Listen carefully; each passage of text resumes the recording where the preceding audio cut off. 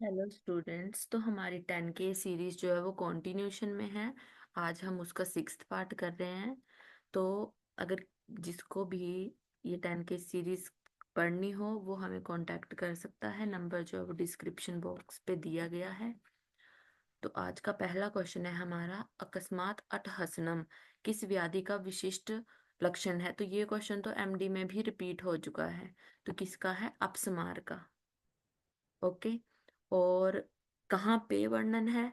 तो काश्यप ने वेदना अध्याय में, जो वेदना अध्याय है वहां पे क्या वर्णन है कि शिशु तो है वो मुंह से बोल नहीं सकता कि मुझे ये यहाँ पे दर्द है, पेट में दर्द है, मुझे यहाँ पे खारिश हो रही है। हम उसके लक्षण देख के पता लगाएंगे कि अगर उसको ये फीचर्स आ रहे हैं तो उसको ये व्याधि हो सकती है। ओके। तो हमने वहां पे भी सारे ट्रिक से ये चीजें की थी। और आजकल क्वेश्चन कांसेप्ट से यही बन रहे हैं कि किस अध्याय में क्या वर्णन है। जैसे MD 23 में जाथारणी का पूछ लिया था कि किस स्थान में जाथारणी का वर्णन है। तो कल्प स्थान में उनका वर्णन किया गया है। ओके। तो इसका भी याद रखना कि वेदना अध्याय में बताया गया है कि व्याधियों के अनुसार हम लक्षण देख के बताते हैं। ठीक है, कि कौन सी व्याधि है उसे। नेक्स्ट है हमारा, बीजम न विन्दति किस योनि का लक्षण है। तो कौन सा योनि रोग है, ये कौन सा योनि व्यापक है? अति चढ़ना। अब इसको ट्रिक से हमने किया था कि कोई जल्दी जल्दी चलेगा, उसने जेब में कुछ डाला है, वो उसको धारण ही नहीं कर पाएगा, वो नीचे गिर जाएगा। तो वो बीज को ग्रहण नहीं कर पा रहा, बीजम न विन्दति। ठीक है। नेक्स्ट इज सुश्रुता अनुसार कफज योनि व्यापक नहीं है। तो कौन सी नहीं है? पुत्रघनी। अब उसके लिए कोड मैंने पिछले लेक्चर में भी कराया था कि क्या था, बात के लिए था उदार बंध्या जो है वो बात करती है। पित का था, पिता पुत्र के रुधिर वमन से प्रसन्न होता है। कफ वाले में अचरना वाली थी, अतिचरना थी और अत्यानंदा थी। ठीक है। और साथ में श्लेष्मम और कर्णनी थी। उसमें कर्णनी में ये बताया था कि कर्णनी में श्लोक में क्या है, अस्रिक कफाभ्याम दिया गया है। अगर ऑप्शन में कफ और रक्त है तो फर्स्ट प्रायोरिटी हमारी किसकी जाएगी? कर्णनी में सुश्रुत की कफ और रक्त जाएगी। ओके। और अगर कफ और रक्त नहीं है तब क्या, कफ ही हमारा आंसर लगेगा। तो फिर पिता पुत्र के रुधिर वमन से प्रसन्न होता है। तो पुत्र से था वहां पे पुत्र घनी, तो वो किसका कोड था? पित्त का। ठीक है। तो फिर अब हमें ये याद होगा तो हम निकाल पाएंगे। इधर बोला था कौन सा कफज नहीं है, तो पुत्र घनी पित्तज है, तो हमारा आंसर निकल गया। उसके बाद है नेक्स्ट हमारा, बीज दोषज व्याधि कौन सी है। तो बीज दोषज व्याधि कौन सी है? हमारी सूचीमुखी। ओके, ये भी MD में क्वेश्चन रिपीट हो चुका है। पुत्र घनी का क्वेश्चन आया था इस बार MD 24 में। नेक्स्ट इज अष्ट निंदित पुरुषों में सम्मिलित नहीं है। तो ये चरक से लिया गया है। क्या सम्मिलित नहीं है? अति बलवान। नेक्स्ट इज शमशन, इंपॉर्टेंट। तो पथ्य और अपथ्य को मिश्रित करके भोजन करना, पथ्य और अपथ्य का एक साथ भोजन करना की क्या कहलाता है? हमारा शमशन। नेक्स्ट इज विष नहीं है। तो बेशक इसका नाम अति विषा है पर ये क्या है? विष नहीं है। नेक्स्ट इज बाल भैषज, किसका पर्याय है?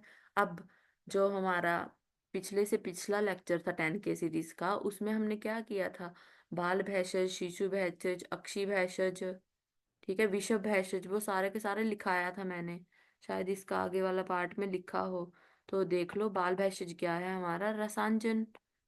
उसके बाद है हमारा शिशु भैषज। तो शिशु भैषज क्या है? हमारा अतिविषा। उसके बाद देखो हमारा नेक्स्ट क्या है? अक्षी भैषज। देखो इधर लिखा ही पड़ा है, पीछे मैंने लिखा दिया था तो हमारा डबल डबल हो गया। तो अक्षी भैषज क्या है? हमारा लोध्र। उसके बाद है विश्व भैषज। तो विश्व भैषज है हमारा शुंठी। शो शलगम वाला लिख लेना। ठीक है। विश्व भैषज क्या है? शुंठी। उसके बाद है अंतर वेग और बहिर्वेग किसके लक्षण है? तो ये ज्वर में पढ़ते हैं हमारा क्लास में, बस अभी नेक्स्ट काय चिकित्सा ही शुरू होने जा रहा है। उसके बाद है चरका अनुसार स्वेदो वह स्तोत्र दुष्टि की चिकित्सा किसके अनुसार करनी चाहिए। तो स्वेदो वह स्तोत्र दुष्टि की चिकित्सा किसके अनुसार करनी चाहिए? ज्वर के समान।